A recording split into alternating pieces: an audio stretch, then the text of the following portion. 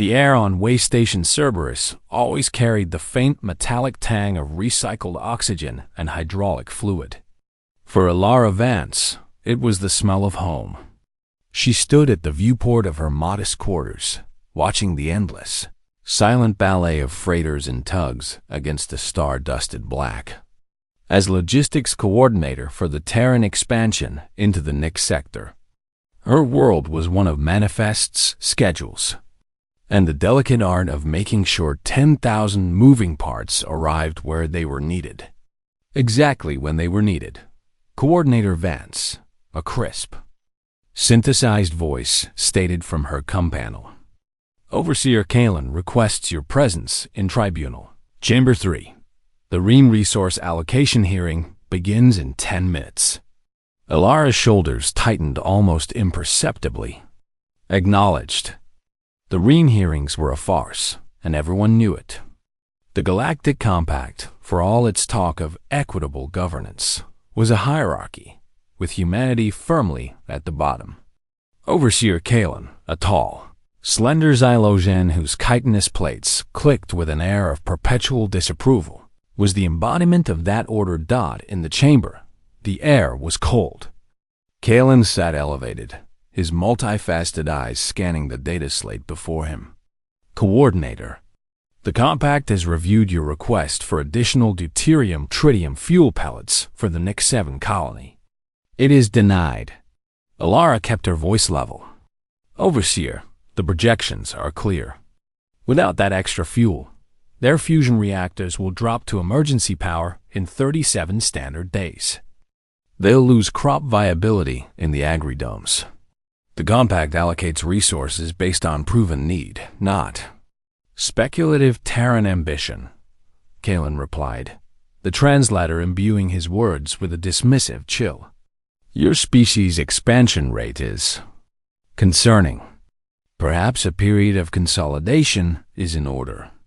Learn to do more with less. It was the same refrain. Be less. Need less. Aspire to less. The red flags weren't subtle, they were a blaring alarm. Humanity was being slowly, politely strangled in its cradle of stars, its potential capped by bureaucratic decree. Alara looked from Kalen's impassive face to the star chart on the wall, her heart a steady, defiant drumbeat against the oppressive silence. They weren't just denying fuel. They were denying a future. It's not just a fuel, Mark, Alara said, her voice low and tight in the station's mess hall. She pushed a data slate across the table to the head of her engineering team. Look at this. They've slashed our medical supply quota, delayed the shipment of vital spare parts for the life support systems, and now they're imposing a 20% infrastructure tax on all non-compact member shipping. Mark Reynolds scanned the data, his face hardening. This will bottleneck the entire Nyx expansion. They're not even hiding it anymore. I tried to reason with Kalen, Alara continued, the memory fresh and galling. I presented 12 different efficiency models, showed him how their restrictions are creating the very shortages they claim to fear. He told me that human emotional reasoning was clouding our grasp of galactic economics. He threatened to install a compact oversight advisor directly into my logistics chain. Mark's fist clenched. An advisor? You mean a warden? They think we're children, Alara whispered, the humiliation burning deeper than anger. Reckless, impulsive children who can't be trusted with the keys to their own home. She looked at Mark, seeing the same simmering resentment in his eyes. This was more than unfair sanctions. It was a declaration that humanity was unfit to manage its own destiny. The spark of resistance, once a faint glimmer, now burned with a steady, determined heat. The pressure built with the grim inevitability of a closing airlock. A week later, a freighter carrying crucial agricultural seed banks was accidentally rerouted to a compact storage facility. Its release delayed by administrative processing. Propaganda feeds on the station's public network began featuring segments on the dangers of rapid, unregulated expansion using humanity's own history as a cautionary tale. It was then that Alara found an unlikely ally. Zervan, a hulking reptilian Drathian who served as the station's chief of security, fell into step beside her in a quiet corridor. The Overseer has ordered increased surveillance on all human personnel. Zervan rumbled, his voice a low gravel. He claims it is for your protection. I am to file reports on any unusual gatherings. Alara's heart sank. You're telling me this, why? Zervan stopped, his large amber eyes meeting hers. The Drath were once the newest species in the compact. We remember the guidance. It is a chain that looks like a necklace until it chokes you. He handed her a small encrypted data chip. I have accessed nothing, but if I were to speculate, a clever coordinator might find interesting data trails in the public. Maintenance logs for Tribunal Chamber 3. Kalen is meticulous. His subordinates, less so. He walked away, leaving Alara with the chip burning a hole in her palm. The emotional conflict was dizzying. Despair at the escalating oppression warred with a fragile, soaring hope. They were not entirely alone. The breaking point came with a public announcement. Overseer Kalen, in his infinite wisdom, had decreed that the human memorial garden on Deck Gamma, a place of quiet reflection, filled with earth flora and names of those lost reaching for the stars, was an inefficient use of station resources. It was to be dismantled. The soil repurposed for compact botanical research. Alara stood before the garden, watching a team of automated drones begin to uproot the cherry blossoms and trample the marigolds. She saw Mark Reynolds arguing with a Xylosian overseer, his gestures frantic. She saw the faces of her people, a mixture of heartbreak and fury. This was more than a garden. It was sacred ground, a piece of their soul. A cold, clear certainty washed over her, burning away the despair. They could take their fuel, their quotas, their dignity, but they would not take this. They would not erase the memory of those who had dared to dream.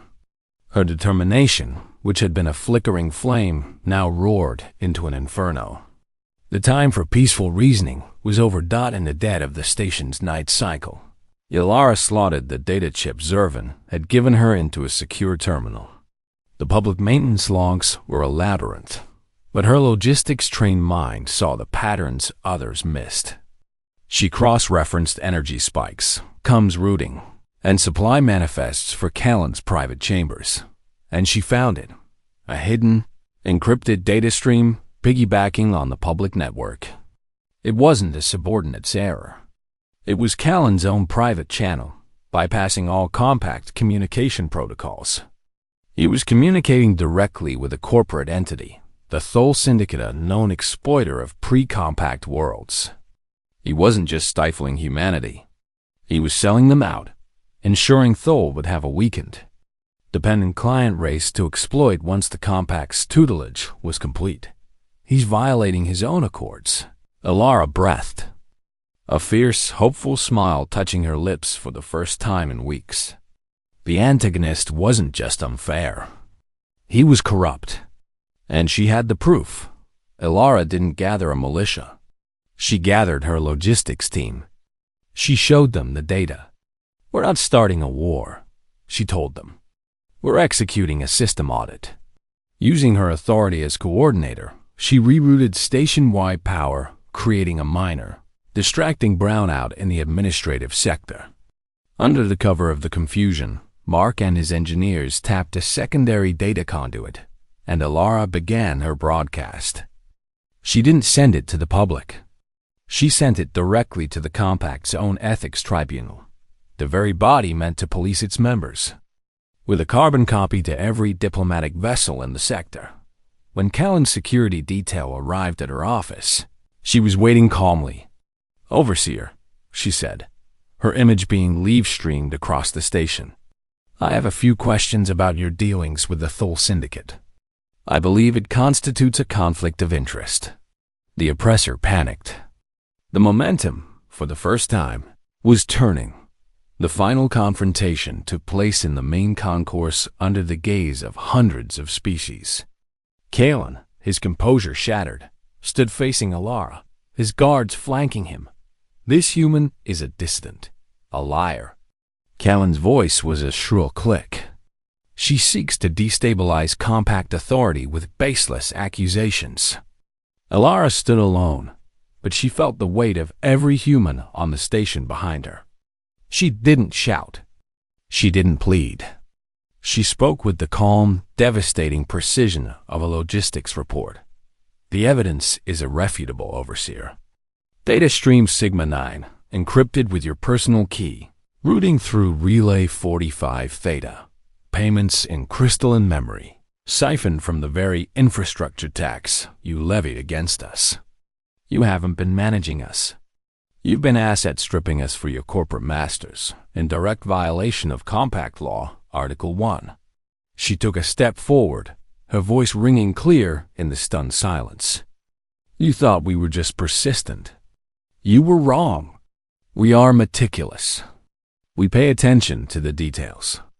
And we always audit the books. It was the HFY moment, not of a warrior's cry, but of a quiet, unshakable truth. Humanity's strength wasn't just in defiance, but in its relentless, unforgiving pursuit of the facts. Overseer Kalen was recalled in disgrace. The Thor Syndicate faced massive sanctions. The Compact, shaken by the corruption at its core, was forced to initiate sweeping reforms. The restrictions on human expansion were lifted, the resource quotas not just restored, but expanded. The Nyx colonies would flourish. Weeks later, Alara stood in the fully restored memorial garden, a new cherry blossom sapling in her hands. Mark and Zervin stood beside her. They're calling you the accountant who toppled an empire, Mark said with a grin. I just balanced the ledger, Alara replied softly. Placing the sapling into the rich soil dot, the galaxy had learned a lesson that day. It wasn't human weapons or warships they should fear. It was human patience. Their keen eyes that saw every injustice as a variable in an equation to be solved. Their unbreakable spirit that found a way, no matter the odds. They had been tested, squeezed, and pushed to the brink. And they had endured. They had risen. Humans endure. Humans rise.